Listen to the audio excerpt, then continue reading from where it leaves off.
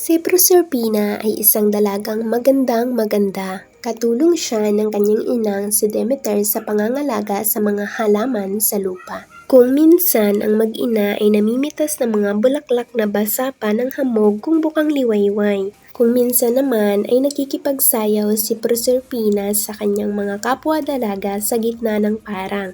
Masaya ang buhay ng mag-ina. Nang mga panahong iyaon ay malungkot si Pluto. Nag-iisa siya sa kanyang kaharian sa ilalim ng lupa. Ibig niyang magkaroon ng reyna. Marami ng dalaga ang kanyang pinaghandugan ng mga mahal at magagandang hiyas. Ngunit isa man ay walang nahihikayat na tumira sa kanyang kaharian. Isang araw ay nagtungo si Pluto sa ibabaw ng lupa. Nakalulan siya sa kanyang gintong karosa na hinihila ng mga kabayong walang kamatayan. Mabilis ang takbo ng mga kabayo. Nagkataong nasa parang noon sina Proserpina at ang kanyang mga kaibigan.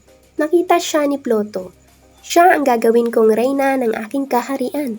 Ang bulong ng hari. Pinatakbo ni Pluto ang kanyang mga kabayo at inagaw ang dalagang namimitas ng mga bulaklak. Humingi ng tulong si Proserpina. Tumawag siya sa kanyang amang si Zeus. Ngunit hindi siya narinig nito.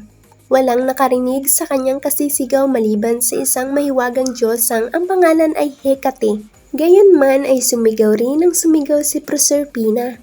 Ang alingawngaw ng kanyang sigaw ay kinalat ng hangin sa mga burol at kagubatan hanggang sa narinig ito ni Demeter na nooy nasa malayong pook. Dali-daling nagbalik sa Sicilia si Demeter. Una niyang tinungo ang kanilang tahanan upang tingnan si Proserpina. Wala roon ang dalaga. Naghanap si Demeter. 9 na araw na niyang hinanap ang nawawalang anak. May dala siyang 2 sulo na tinatanglaw sa lahat ng sulok ng lupa. Ngunit di niya natagpuan ang dalaga. Dahil sa laki ng kanyang kalungkutan ay hindi siya tumikim ng anumang pagkain ni inumin. Dumating sa kanya si Hecate ng 10 araw. Binalita sa kanyang narinig niya ang mga sigaw ni Proserpina. Ngunit hindi niya nakita kung sino ang umagaw.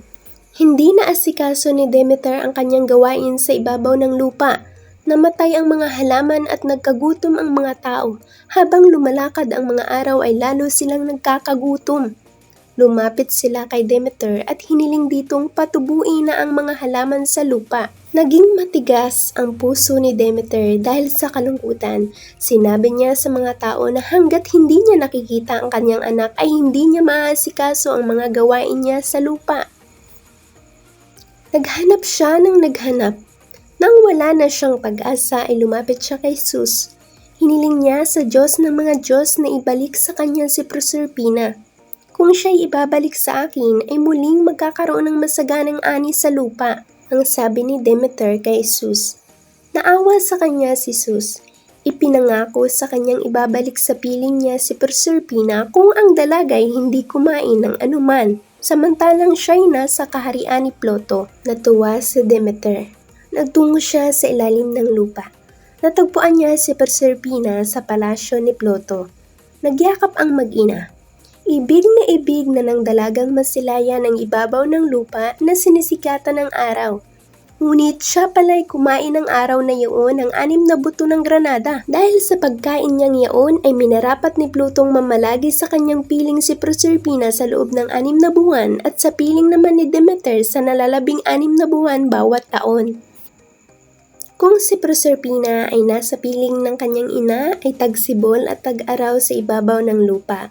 Kung siya'y nasa kaharian ni Pluto ay taglagas at taglamig sa ibabaw ng lupa. Mga aral sa kwento. Una, ang pagtupad sa pangako ay magandang kaugalian at nakakaangat ng dangal bilang isang tao. Pangalawa, huwag ipilit ang sarili sa iba. Lalo na kung hindi ka naman niya minamahal sapagkat lalo ka lamang masasaktan. Dito na po nagtatapos ang ating kwento mga kabinibini kung bakit may tagsibol at taglagas.